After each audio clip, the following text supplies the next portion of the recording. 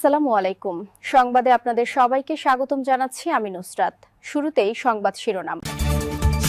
ইরানের সাহস দেখে হতবাক ট্রাম্প। ট্রাম্পের শুল্কনীতি অবৈধ। শুরু হচ্ছে অর্থ ফেরতের লড়াই। হত্যার শিকার হওয়ার শঙ্কায় উত্তরাধিকারী নিযুক্ত করলেন খামেনি। পাকিস্তানের বিমান হামলায় আফগানিস্তানের শিশুসহ নিহত 18। দর্শক, এতক্ষণ শুনছিলেন সংবাদ শিরোনাম। এখন বিস্তারিত। আপনি যদি ইসরায়েলের ধ্বংস চেয়ে থাকেন তাহলে চ্যানেলটি সাবস্ক্রাইব করে দিবেন এবং ভিডিওতে লাইক করে আপনার মূল্যবান মতামত কমেন্টে লিখে জানিয়ে দিবেন। এখন বিস্তারিত। ইরানের সীমান্তের কাছে বিপুল সমরাস্ত্র মোতায়েন করেছে যুক্তরাষ্ট্র। আছে রণতরীর বহরও। এছাড়া হাজার হাজার সৈন্য ও অত্যাধুনিক যুদ্ধবিমান তো আছেই। এখন শুধু মার্কিন প্রেসিডেন্ট ডোনাল্ড ট্রাম্পের হুকুম পেলেই তারা আগ্রাসন চালাবে ইরানে। এই পরিস্থিতিতেও ভীত নয় আয়াতুল্লাহ আলী খামেনির দেশ। এখনও নজিরবিহীন জবাব দিয়ে ইসরায়েল ও যুক্তরাষ্ট্রকে ধরাশায়ী করার হুঙ্কার দিয়ে যাচ্ছে ইসলামী প্রজাতন্ত্র। এতে বেশ হতবাক হয়েছেন ট্রাম্প। ইরান এখনও কেন আত্মসমর্পণের মাধ্যমে তাদের পারমাণবিক কর্মসূচি সীমিত করতে সম্মত হয়নি, বিষয়টি ভাবাচ্ছে মার্কিন প্রেসিডেন্টকে। তার বিশেষ দূত স্টিভ উইটকফ শনিবার ২১ ফেব্রুয়ারি এক সাক্ষাৎকারে একথা জানান। খবর বিবিসির। তিনি বলেন, আমি হতাশ শব্দটি ব্যবহার করতে চাই না, কারণ তিনি জানেন তার হাতে অনেক বিকল্প আছে। তবে তিনি কৌতূহলী যে কেন তারা এখনও আমি আত্মসমর্পণ শব্দটি ব্যবহার করতে চাই না আত্মসমর্পণ করেনি। এত চাপের মুখেও তারা কেন আমাদের কাছে এসে বলেনি আমরা অস্ত্র চাই না। তাদের সেই অবস্থানে আনা বেশ কঠিন হয়ে পড়ছে। ইরানের ওপর চাপ বাড়াতে মধ্যপ্রাচ্যে ব্যাপক সামরিক শক্তি মোতায়েনের নির্দেশ দিয়েছেন ট্রাম্প। দেশটির বিরুদ্ধে কয়েক সপ্তাহব্যাপী সম্ভাব্য বিমান হামলার প্রস্তুতি নিতে বলেছেন। হামলা হলে মার্কিন ঘাঁটিগুলোতে আঘাত হানার হুমকি দিয়েছে ইরান। ওয়াশিংটনের দাবি, ইরানকে ইউরেনিয়াম সমৃদ্ধকরণ কর্মসূচি ত্যাগ করতে হবে।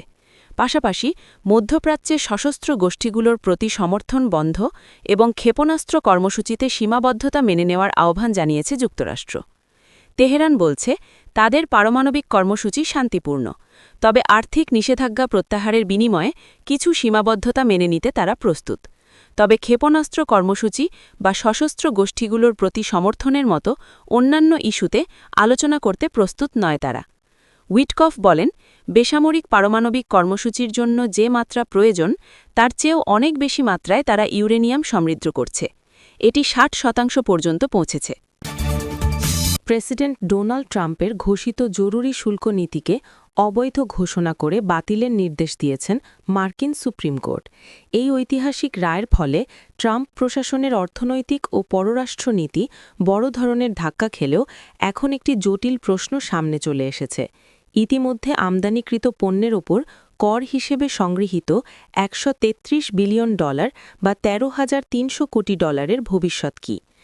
ইলিনয় অঙ্গরাজ্যের ডেমোক্র্যাটিক গভর্নর জেবি প্রিৎস্কার সরাসরি ট্রাম্পের কাছে প্রায় $৯ বিলিয়ন ফেরতের দাবি জানিয়ে একটি ইনভয়েস বা বিল পাঠিয়েছেন। তিনি অভিযোগ করেছেন, এই অবৈধ শুল্ক কৃষকদের ওপর বিপর্যয় ডেকে এনেছে এবং সাধারণ মানুষের নিত্যপণ্যের দাম আকাশচুম্বী করেছে। গভর্নর প্রিৎস্কারের দাবি অনুযায়ী ইলিনয়ের প্রতিটি পরিবার গড়ে $১,৭০০ ফেরত পাওয়ার যোগ্য। কেবল রাজনৈতিক নেতারাই নন, বড় বড় কোম্পানিগুলো এখন তাদের দেওয়া কর ফেরতের অপেক্ষায় রয়েছে। তবে এই অর্থ ফেরত দেওয়ার প্রক্রিয়াটি অত্যন্ত বিশৃঙ্খল হতে পারে বলে ধারণা করা হচ্ছে। খোদ প্রেসিডেন্ট ট্রাম্প শুক্রবার ২০ ফেব্রুয়ারি এক সংবাদ সম্মেলনে স্বীকার করেছেন যে এই অর্থ ফেরত দেওয়ার প্রক্রিয়াটি শেষ হতে কয়েক বছর লেগে যেতে পারে। তিনি আশঙ্কা প্রকাশ করেছেন, বিষয়টি নিয়ে আগামী ২ থেকে ৫ বছর পর্যন্ত আদালতে আইনি লড়াই চলতে পারে। ট্রাম্প আগে প্রতিশ্রুতি দিয়েছিলেন, সংগৃহীত শুল্ক থেকে সাধারণ আমেরিকানরা একটি রিবেট বা লভ্যাংশ পাবেন।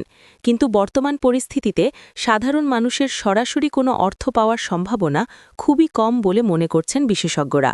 মার্কিন ট্রেজারি সেক্রেটারি স্কট বেসেন্টো এই বিষয়ে সংশয় প্রকাশ করেছেন। ধারণা করা হচ্ছে, যদি অর্থ ফেরত দেওয়াও হয় তবে তা মূলত আমদানিকারক কোম্পানিগুলোর কাছেই ফিরে যাবে।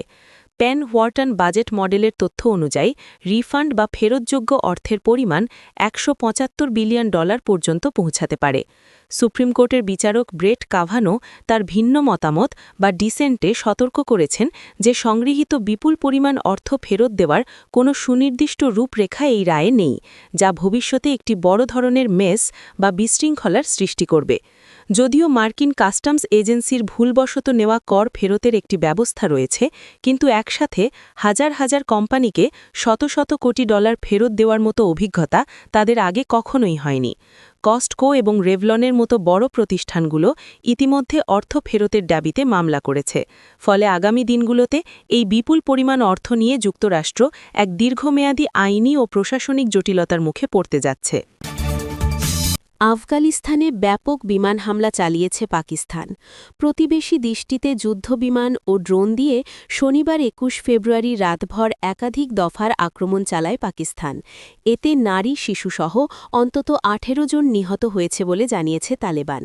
ইসলামাবাদ দাবি করেছে পাকিস্তান আফগানিস্তান সীমান্তের কাছে জঙ্গিদের ৭টি কথিত ক্যাম্প ও আস্তানা লক্ষ্য করে এই হামলা চলে। সম্প্রতি পাকিস্তানে ঘটে যাওয়া আত্মঘাতী বোমা হামলার প্রতিক্রিয়ায় এ পদক্ষেপ নেওয়া হয়েছে।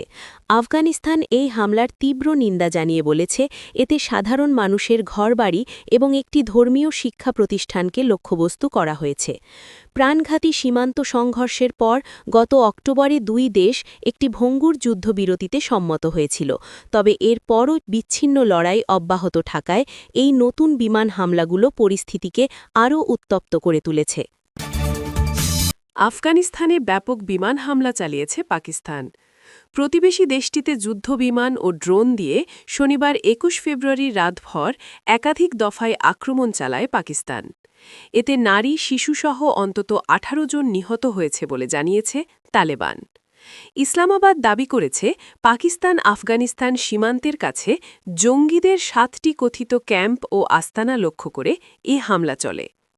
সম্প্রতি পাকিস্তানে ঘটে যাওয়া আত্মঘাতী বোমা হামলার প্রতিক্রিয়ায় এই পদক্ষেপ নেওয়া হয়েছে।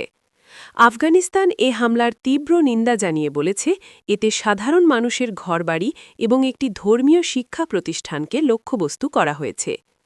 প্রাণঘাতী সীমান্ত সংঘর্ষের পর গত অক্টোবরে দুই দেশ একটি ভঙ্গুর যুদ্ধবিরতিতে সম্মত হয়েছিল, তবে এর পরও বিচ্ছিন্ন লড়াই অব্যাহত থাকায় এই নতুন বিমান হামলাগুলো পরিস্থিতিকে আরও উত্তপ্ত করে তুলেছে। আপনি যদি আমাদের চ্যানেলে নতুন হয়ে থাকেন তাহলে চ্যানেলটি সাবস্ক্রাইব করে দিন।